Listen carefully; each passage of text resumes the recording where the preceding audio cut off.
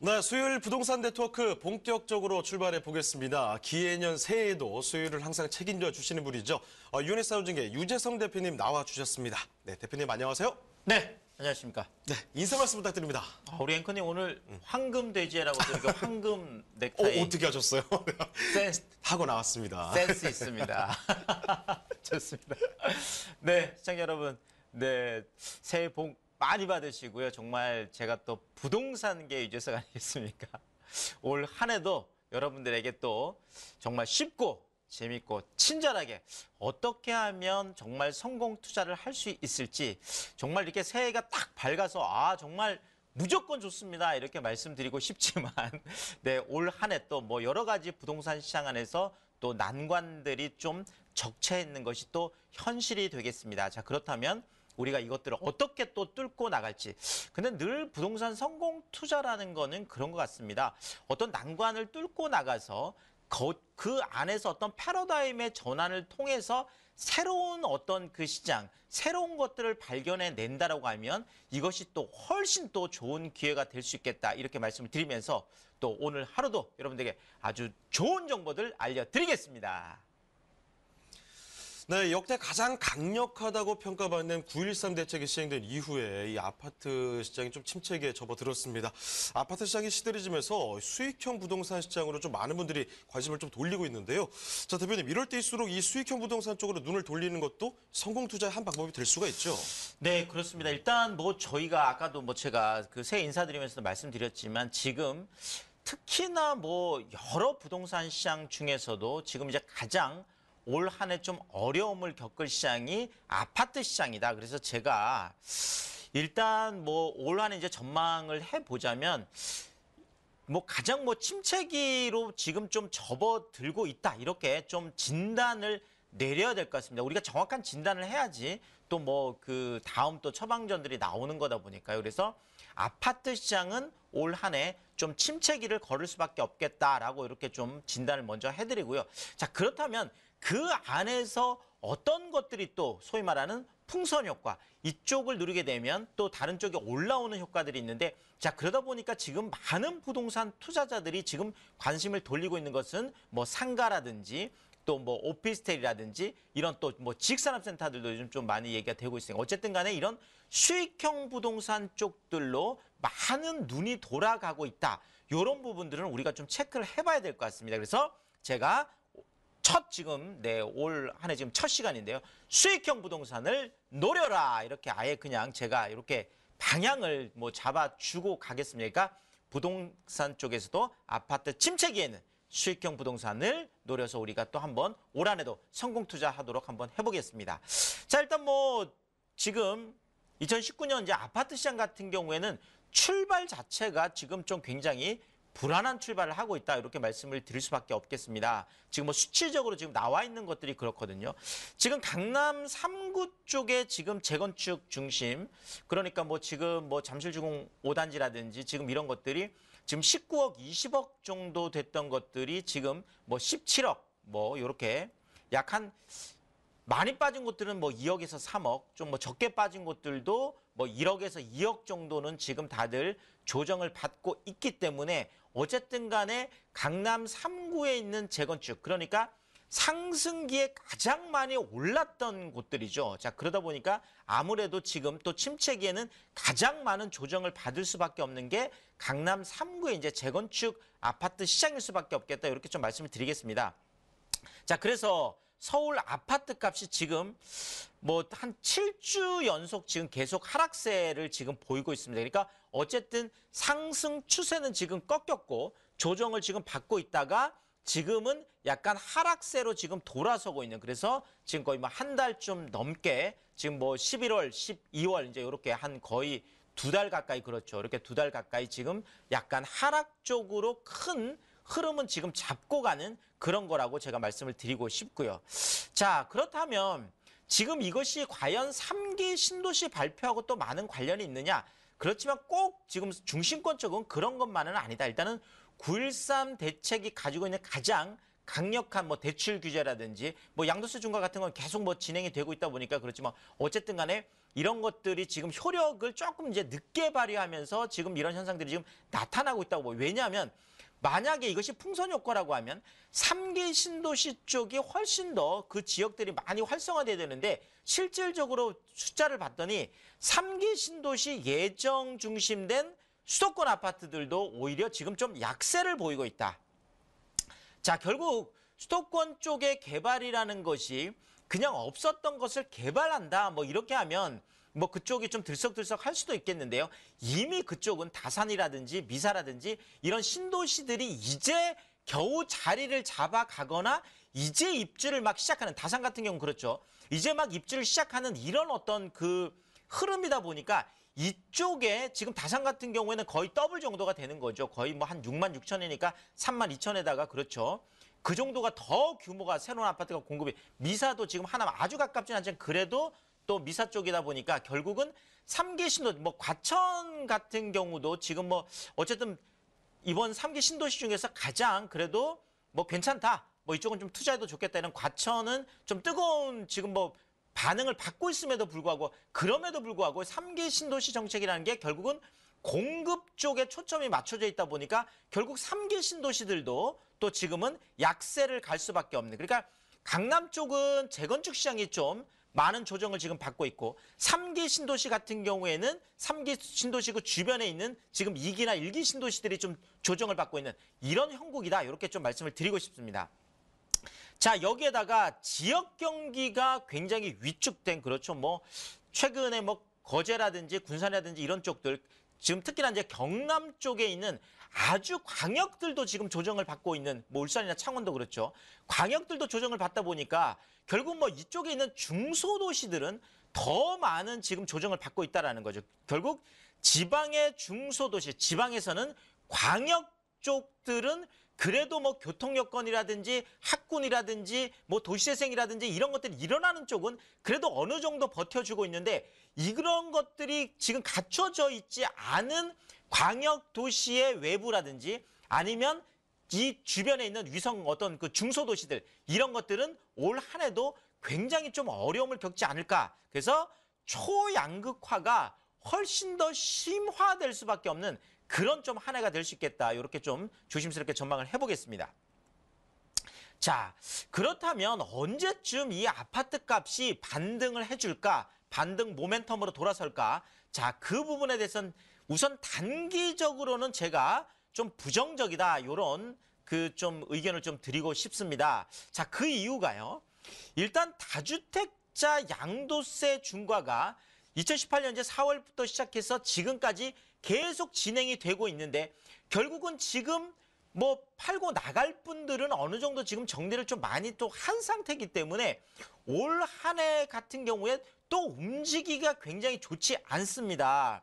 결국 뭐 최고 세율이 42%인데다가 여기에다가 10%를 추가해서 52%가 되는 거고, 지방세 5.2%까지 하면 2주택자인 경우는 57.2%, 10억이 넘어가면 3% 정도의 또 취득세가 있다 보니까 거의 61.2%, 어마어마한 세금, 여기에다 지금 종부세 문제까지 또 있잖아요. 그러니까 많은 세금 부담들 때문에 결국 내가 지금 집이 한 채 있는 상태에서 또 내가 아파트 쪽으로 투자를 해서 들어오기에는, 왜냐하면 지금 그 임대주택 사업 같은 경우에도 그렇죠. 6억 원 이상인 경우에는 전혀 혜택이 없거든요. 자, 그렇다 보니까 지금 서울 시내 안에서 뭐 공시가격 6억 원 이하들을 투자할 수 있는 곳들이 이렇게 많지 않다 보니까 결국은 85제곱미터 이하, 6억 원 이하까지는 보호 대상에 들어오지만 그것을 넘어서는 쪽에 다주택자로 들어올 사람들이 얼마나 있겠냐.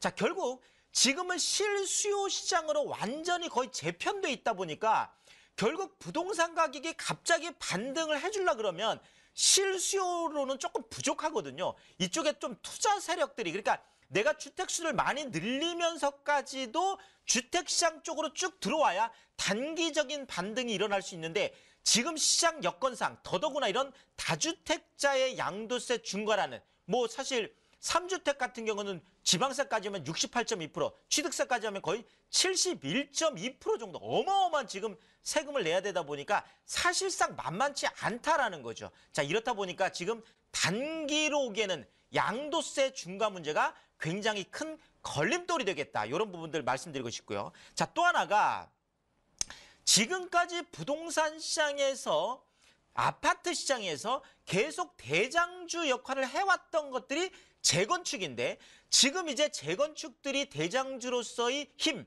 대장주로서의 역할은 지금 올 한 해 좀 찾아보기가 좀 어렵겠습니다. 왜냐하면 그 개별 단지 안에서도 지금 굉장히 힘겨운 자체만의 싸움을 하고 있기 때문에 전체 지역을 끌고 간다라는 건 좀 기대하기 어렵거든요. 자, 그런데 지금 이런 것들을 끌고 가고 있는 것이 오히려 무주택자들의 신규 분양 쪽으로 오히려 로또가 지금 뭐 부동산 안에서 우리가 로또라고 하는 그렇죠. 뭐 청약 로또 뭐 얘기하는 이런 것들이 옮겨져. 예전에는 재건축 쪽이 로또 쪽이었다면 올 한 해는 지금 신규 분양 쪽, 더더구나 뭐 신규 분양이라든지 아니면 지금 뭐 개포 쪽 같은 경우에는 지금 많은 지금 신규 지금 입지 단지들이 지금 입주 시장이 지금 열리고 있는데 그쪽에서 또 강력한 시장들 힘이 있기 때문에 만약에 반등 모멘텀을 이뤄나간다면 재건축보다는 오히려 신규 우리가 뭐 그 분양 시장이라든지 아니면 신규 입주 시장 이런 쪽들이 좀 더 그 반등 모멘텀을 실어가는 좀 트리거 역할을 할 수는 있겠다. 그렇지만 이런 것들이 지금 올 한해 단기적으로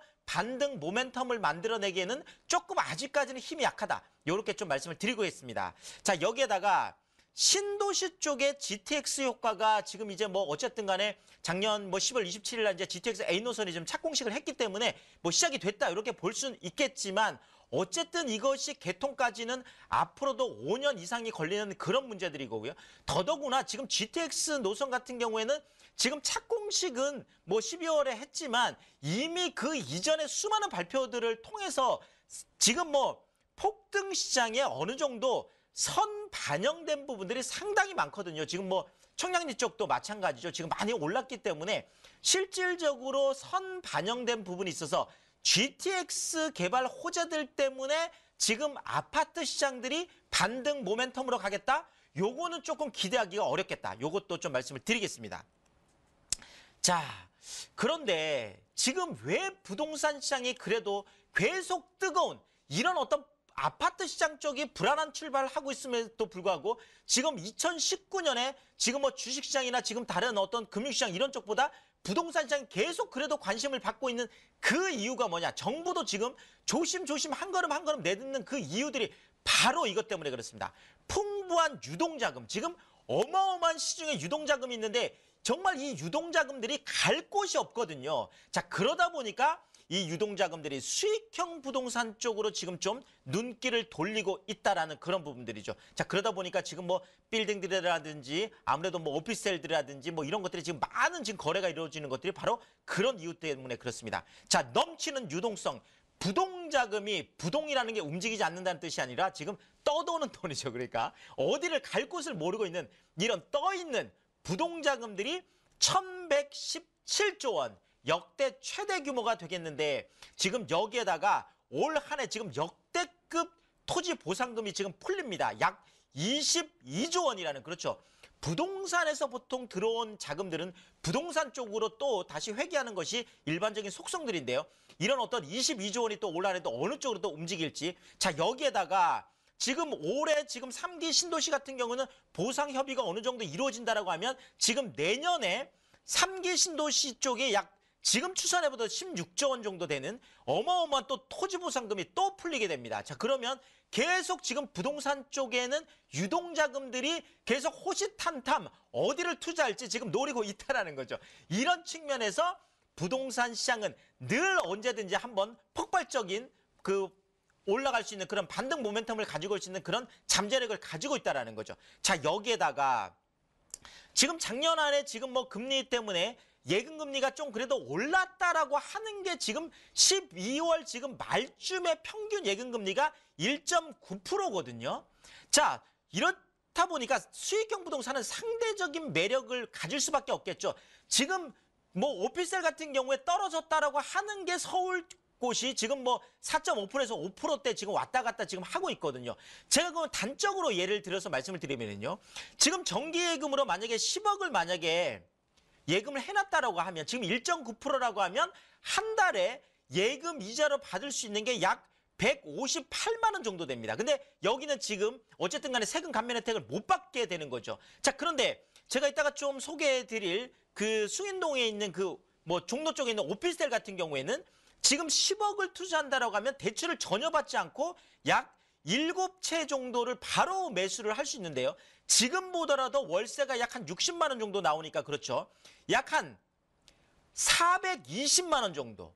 그러니까 지금 158만 원하고 420만 원하고 그냥 이렇게 눈으로 보더라도 상대적인 매력을 가질 수밖에 없다라는 거죠. 자, 그렇지만 지금 뭐 더더구나 이런 어떤 그 실물 자산, 뭐 오피스텔이라든지 상가라든지 이런 것들은 또 자체적으로 가격 상승이 또 일어나다 보니까 또 인플레이션에 대한 해지가 되죠. 왜냐하면 항상 우리나라는 물가 상승률보다는 어떤 그 임대료 상승률들이 계속 높아왔기 때문에 이런 부분들로 보더라도 수익형 부동산 쪽이 상대적인 매력을 가질 수밖에 없다라는 거죠. 이러다 보니까 많은 이런 유동자산들이 지금 수익형 부동산 쪽으로 계속 넘어오고 있다. 이런 부분들 체크해드리고 싶습니다. 자, 결국 아파트 시장이 침체되고 나니까 주거용 오피스텔이 반사이익을 얻을 수밖에 없다라는 거죠. 자, 일단은 뭐 오피스텔 같은 경우는 금액 자체가 뭐 1억, 2억 정도 되다 보니까 거의 대출 없이 투자할 수 있죠. 이러니까 DSR 전면 시행, 지금 올 5월 같으면 이제 저축은행까지 완전히 DSR이 지금 들어가거든요. 그러다 보니까 지금 아파트 쪽에 DSR 규제를 받으면서 어마어마한 대출을 받기에는 지금 굉장히 어렵다는 거죠. 그렇지만 오피스텔이나 이런 것들은 아무래도 작은 금액이다 보니까 더더구나 지금 이런 것들은 기금 대출이 뭐 초에는 굉장히 쉽잖아요. 그래서 주택임대사업자를 활용하면 2%대의 대출금리, 2%대의 또 기금 대출도 받을 수 있기 때문에 굉장히 DSR이나 이런 것들 받지 않고 굉장히 혜택을 많이 볼 수 있다는 거죠. 자, 여기에다가 지금 로또 분양들, 무주택자들 결국 오피스텔은 주택수에 포함이 되지 않기 때문에 가점제 할 때, 주택수 계산할 때 들어가지 않기 때문에 또 주거용 오피스텔들이 당연히 반사이익을 또 받을 수밖에 없겠죠. 자, 여기에다가 장기보유 특별공제, 지금 웬만한 건 장기보유 특별공제 되지 않지만 지금 이거는 10년 보유했을 때 무려 70%의 장기보유 특별공제를 받을 수 있다는 거죠. 이런 측면에서 또 양도세도 70% 감면받을 수 있는 또 큰 혜택이 있어서 양도세 걱정도 무풍지대, 이런 어떤 큰 메리트들이 있겠습니다. 자, 그렇다면 주거용 오피스텔 어떻게 성공 투자할 수 있을까요? 자, 일단은 신축. 자, 행정안전부에서 드디어 발표를 했습니다. 뭐 10월 31일 발표를 했죠.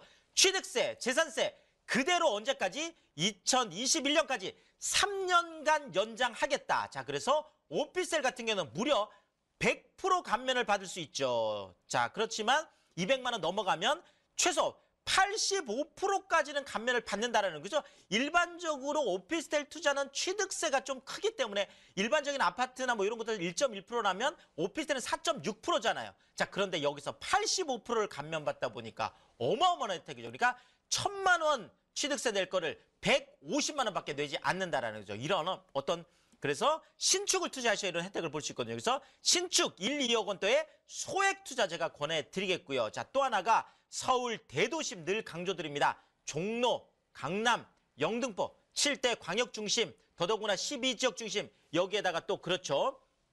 한강 가까운 쪽으로 늘 투자라고 하는 이런 서울 대도심 쪽에 그것도 도보 10분 이내 역세권 투자가 굉장히 중요하겠습니다.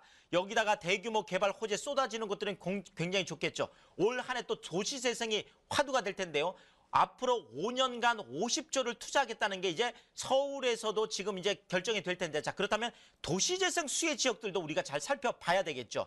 자, 대형 업무단지 상업지역 안에 있는 오피스텔, 이제 젊은 사람들, 1인 가구들은 번화한 주거지를 원하고 있습니다. 그래서 대도시만의 오피스텔들이 더 각광을 받게 될 거고요. 여기에다 4차 산업단지, 공해가 없는 IT 기업들이 많이 들어오는 이런 4차 산업단지들이 많이 들어오는 이런 쪽에 직주 근접, 직장 근처에 일자리가 늘어나는 쪽에 투자한다면 성공 투자할 수 있겠다. 이렇게 정리를 하겠습니다.